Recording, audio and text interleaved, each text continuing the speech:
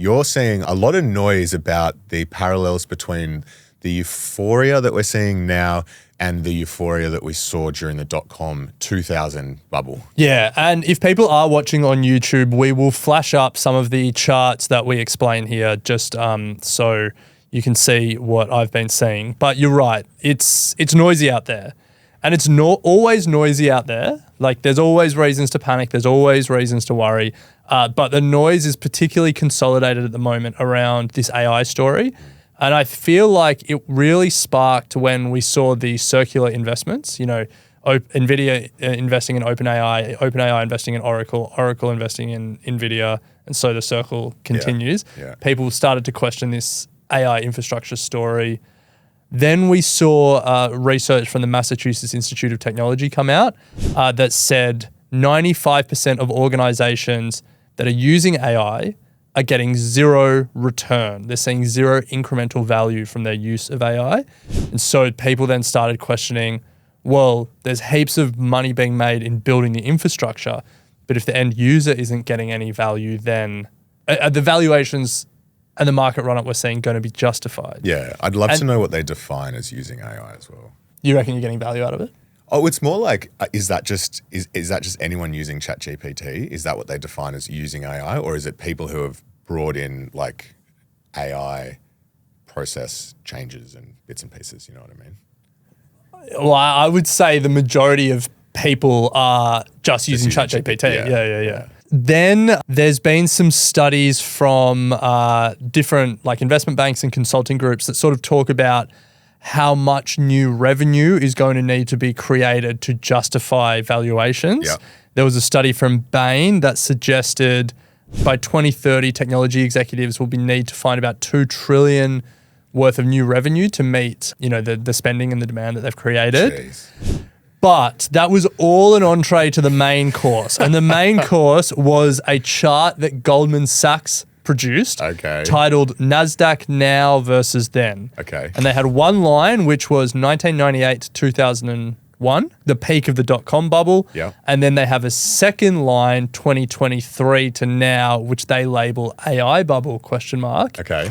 And the thing that had everyone panicked was the lines overlap a lot. If they overlap, where are we now versus the bubble, i.e. how much longer do we have to make the most of this? We've got probably like 3 months until we get like absolute peak frenzy. Like, so things are going like, if it follows, you know, what Goldman are insinuating here, we're like inflecting into peak frenzy. Yeah. And then the crash comes on the other side. Okay. Well, Ren, I just want to step in here to try and give you a sense of calm. Oh, thank you. I need it. I need to remind you to keep a long-term focus here. Okay. And this is something that we've spoken about a lot on the show. But look, you need to zoom out and remind yourself that the stock market has climbed a wall of worry time and time again. Yeah, okay, nice. This is what I need. If we look at some of the big events that have caused market crashes, so we had World War I and influenza. Oh, you're going that far back. I'm going that far back. Just to remind you, the 1929 crash and the Great Depression. We had the post-war bear market. We had inflation, Vietnam War, Watergate, Black Monday. There was the lost decade, COVID. Most recently, Ukraine, Trump, Liberation Day. You name it, Ren. But every single time the market has taken a beating like this, and there's been plenty of noise, if you zoom out, it has continued to recover and reach record highs. And just to put a number to this, Ren, I know you're a numbers guy. Hopefully you can sleep well after this. Despite all of that wall of worry, $1 has turned into 33,033 since 1870.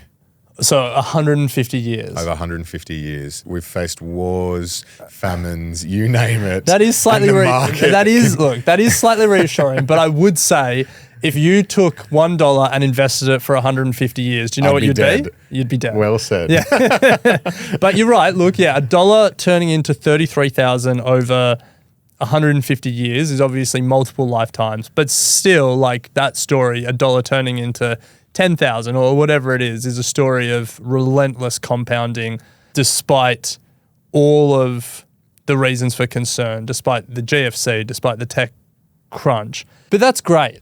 I'm not worried about the noise over the long term. What's is coming up on my Twitter feed at the moment is noise now, Like I'm worried about the next few months. Well, let me give you some more stats that show that even investing at the worst time, which you could argue would be now about to hit peak euphoria with a crash on the other side, is still better than not investing at all. So if I were to take the last 20 years and invest $2,000 annually, here are some stats that might help you sleep better, Ren. If I were to invest that $2,000 at the best time, which would be buying at the yearly low, I would make $186,000. If I were to invest immediately, that is buying at the start of each year, I'd make $170,000.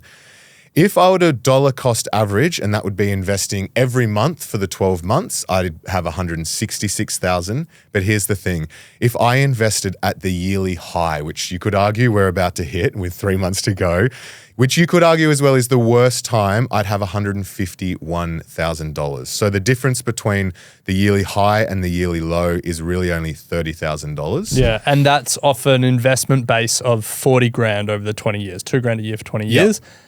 And so you're saying even if I invest at the worst possible times over the past 20 years, which included the GFC, well, that was the main one, but COVID crash, obviously, the European debt crisis in the 2010s. Despite all of those things, even if I invested at the absolute worst time, I would have turned $40,000 into $151,000. And then the difference is if I'd invested at the best time, I would have turned $40,000 into $186,000. Which is more. It is more. But it's not what you'd be happy with both. Exactly. So here's the clincher. If you were to have it in treasury bills or cash. Yeah, government bonds. Not cash. You would have made $47,357. Okay, you're starting to make me feel better. So investing at the worst time is still better than not investing at all. That's the message that we say time and time again. It's a message that we need to say at a time like this. Now, obviously, this is my therapy session, and I've been looking at this a lot because, as I've said multiple times already, I am seeing a lot of noise. Whilst the Goldman chart is provocative, and they obviously published it to be provocative, I think there are some key differences that we need to enunciate because 2025 isn't 2000. History doesn't repeat. It may rhyme. There are obviously similarities. Markets move through boom and bust cycles. But I went back to 2000 because I wanted to just sort of look at what the conversation was there and sort of compare it to what the conversation is now. And there is one big difference. Companies today actually make money. So sure, you can question the circular nature of some of these infrastructure plays and stuff like that. But the biggest companies, the companies that are moving the markets, are hyper profitable. And so I went back to 2000 to compare the pair. And there's this famous Barron's article. It's known as the trigger that caused the crash. People still point to it. The article was titled Burning Up, and it wrote about how many internet companies were going to run out of money in the next 12 months. And they looked at 207 of sort of prominent internet companies, and they said at least 51 of them will burn through their cash within the next 12 months. Wow. So 25% of these hyped stocks that people were buying, that everyone was excited about, were going to run out of money. And some of the names, tell me if you remember any of these: CD Now, Secure Computing, drcoop.com, Medscape, Infonautics, Intraware, Peapod. So these were the names. They were cash losing. They were running out of money. That was the story then. If you look at the story now, the companies driving the market are not going to run out of money anytime soon. These giant US tech companies have more cash than ever before. But you can go a step further than that, and this is what helped me sleep at night. So there was a study done by Carson Investment Research that looked at returns since 2019 in the US and asked if it was irrational exuberance, if it was people just paying more and more for companies that weren't doing anything more. But what they found in terms of what has driven returns since 2019, 76% is in profit growth, earnings growth for these major companies in the index. 19% is dividends, and it's only been 30% has been multiple expansion. So people paying more for the company, the same amount of profit of a company. And so when you look at that, more than 2/3 of growth has been driven by fundamentals, dividends or growing profits. You start to say this doesn't feel like the frothy market of 2000. No, well, I want to close out by putting a chart up on our YouTube. So if you're seeing it there, we might share it on our Instagram as well. But you started by comparing a chart that overlapped the 2000 with 2025. Here's two charts that overlap the same, but if you're looking at the price growth to earnings growth in a bubble and the price to the earnings growth in the current market, and the real difference is exactly what you were just talking about. In 2000, huge decoupling of prices from earnings growth. And this is for Cisco in 2000. This is for Cisco, which just went completely bust. If you look... No. Well, I mean, like, the stock price went completely bust. Yeah, but it was, it went gangbusters back then. Yeah. If you look at the earnings growth of NVIDIA and you overlay that with the share price growth, those two lines marry up quite neatly. So... You're right, Ren. It feels like we are in a pretty exuberant market at the moment, but the underlying fundamentals seem very different. Yes. I just had a look at Cisco. It still hasn't recovered from its... Wow. It still hasn't reached its 2000 highs. Yeah. Get out.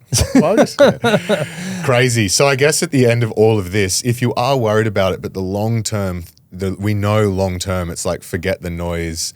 Just keep buying. Can I summarize my therapy session? Yeah. So first of all, what you were saying, that over the long term, the market climbs a wall of worry, and that the story long term has been to stay invested. But even in the short term, buying at the worst time has been better than not buying at all. That waiting your money in cash and trying to pick the perfect time, buying regularly has proven the play. But then the third thing is, despite the headlines, despite some of the charts, we're not in the same market as 2000. Sure, there's hype. Sure, there's excitement around a new technology. But at least so far, profit growth has kept up with share price growth for the major companies. And that was what undid the 2000 bubble. Yeah. My takeaway as well is if that chart is right, I'm not going to stop doing my DCA, but I'm just going to make sure I have a little bit of cash on the side for when things maybe unwind a little and we can the Goldman chart is right. And we can take some opportunity to get into some of these hyperscalers. Yeah, because classic example, Cisco, while I've still got their share price chart up, so haven't recovered from their 2000 highs, but if you had bought at their 2002 lows, you'd be up 500 and something %. Investing so easy. You'd actually have been better off buying Apple, but still, I will say this about investing. Everything you do learn is cumulative. What I learned at 20 is useful.